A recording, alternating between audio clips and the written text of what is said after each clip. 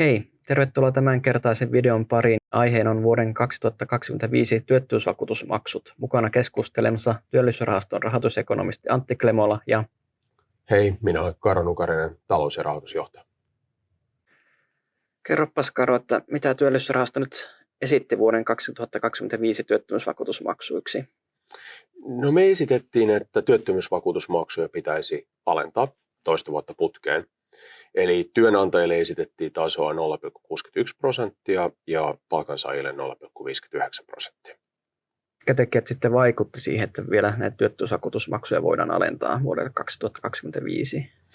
No siinä oli useampi asia, joka siihen vaikutti. Et ensimmäisenä oli hallitusohjelmassa ja kehysriihessä tulleet työttömyysturvatason alennukset, jotka myös alentaa maksuja sitten meidän päädyssä.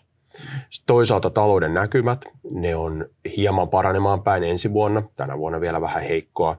Ja sitten toisaalta meillä on tämmöinen suhdannepuskuri, johon sitten kerätään varoja tätä varten, niin sen taso on sellainen, että se mahdollistaa tämän alentamisen. Ja toisaalta sen enimmäismäärä pienentyy maksutasojen alentuessa, niin näin ollen myös sieltä tuli mahdollisuutta alentaa. Eli kokonaisuutena nämä kaikki yhdessä johti siihen, että nähtiin, että mahdollisuus alentaa on olemassa. Joo, kyllä. Voitko sitten kertoa, että mitä näillä rahoilla saadaan ja mihin näitä rahoja käytetään?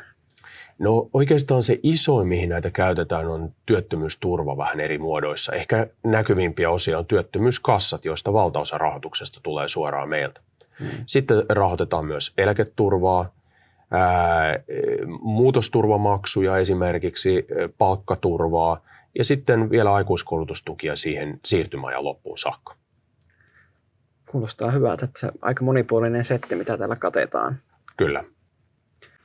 Jos tarkastellaan tätä lainsäädännöllistä näkökulmaa, niin missä vaiheessa tämä ensi vuoden vakuutusmaksutaso tällä hetkellä menee? Että onko eduskunta jo keskustellut siitä tai hyväksynyt? Tai... No tässä vaiheessa tähän säädetään joka vuosi lailla, niin eduskunta on jo hyväksynyt lain ja presidenttikin on sen jo allekirjoittanut. Osaisitko sitten kertoa, mitä tämä tarkoittaa tämmöiselle keskimääräiselle palkansaajalle tämä vakuutusmaksutason laskeminen vuodelle 2025, että mitä se tarkoittaa euroissa?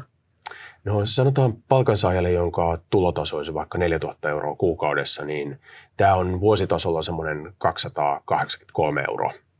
Ja nyt jos mietitään vielä, palataan siihen ihan alkuun, että tämä aleni kuitenkin, niin tämä tarkoittaa sitten 96 euron alennusta sitten verrattuna viime vuoden maksuun. Okei, että se on aika tietyllä tavalla merkittävä summa keskimääräiselle palkansaajalle, että mitä enemmän on ostovoimaa käytettävissä kuukaudessa. Kyllä. Eli tiivistettynä työttömyysvakuutusmaksut ovat laskemassa vuodelle 2025. Eduskunta on ne hyväksynyt ja presidentti on hyväksynyt. Ja täällä tulee olemaan esimerkiksi palkansaajien ostovoimaa tukeva vaikutus vuodelle 2025. Ota tämä kanava seurantaan, sillä lisää sisältöä on tulossa lähiaikoina.